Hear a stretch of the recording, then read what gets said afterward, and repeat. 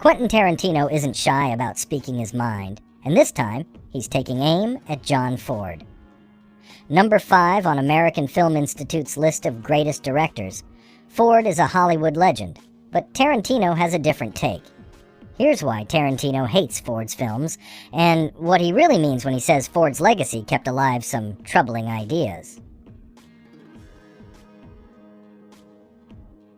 Let's start with one of Tarantino's most striking issues with Ford, his connection to D.W. Griffith's The Birth of a Nation.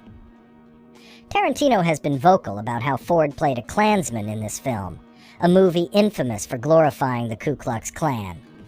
For Tarantino, this isn't just a footnote in history.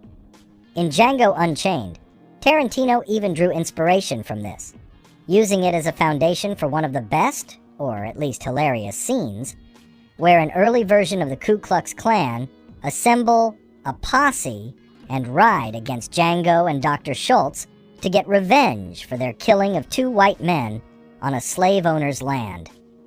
Their plan for a terrifying raid hits a snag when their makeshift Klan hoods are poorly made and impossible to see out of.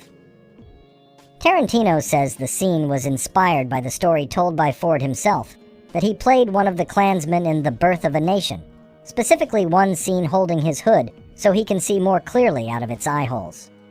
You can actually read that story on Wikipedia, IMDb, and even the Central Intelligence Agency's website. Tarantino didn't just brush this off, he straight up questions how Ford could knowingly wear that Klan uniform and take part in a movie that's so blatantly pushing white supremacy.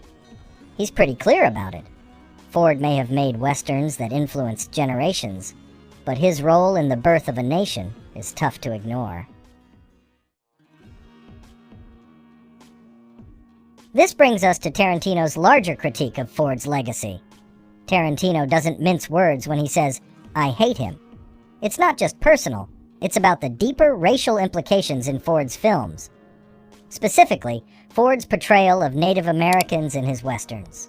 Tarantino has pointed out how Ford's movies often reduced Native Americans to faceless obstacles, mere figures to be shot down by the white protagonists. For Tarantino, Ford's work contributed to the myth of Anglo-Saxon superiority, a myth that continued to shape American cinema for decades. Ford's depictions in Tarantino's eyes helped keep this narrative alive, and that's something he simply can't forgive. "Forget about faceless Indians he killed like zombies," Tarantino said. "It really is people like that kept alive this idea of Anglo-Saxon humanity compared to everybody else's humanity." But here's where things get even more complicated. Despite all of his criticisms, Ford's influence on cinema, including Tarantino's own work, is undeniable. Take Inglourious Basterds, for example. There's a famous shot in the film where Tarantino shoots through a doorway, a clear nod to one of Ford's most iconic visual techniques from The Searchers.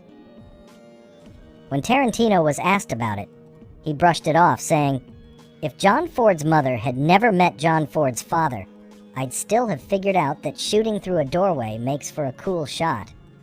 Tarantino distances himself from Ford's influence, even when it's staring him, and us, right in the face. The irony here is that, while Tarantino rails against Ford's handling of race, he's still using Ford's visual language to tell his own stories.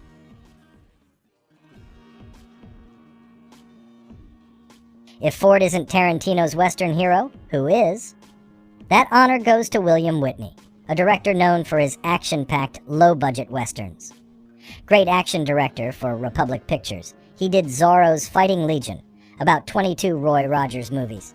He did a whole bunch of westerns, and he worked all the way into the 70s. For Tarantino, Whitney represents the alternative to Ford, a filmmaker who, instead of glorifying white supremacy, worked with and celebrated black culture. Tarantino highlights this contrast. While Ford's career began with The Birth of a Nation, Whitney's ended with a celebration of black music and culture. Ford puts on a Klan uniform, rides to black subjugation. William Whitney ends a 50-year career directing the dramatics. Doing what you see is what you get. "I know what side I'm on," Tarantino said.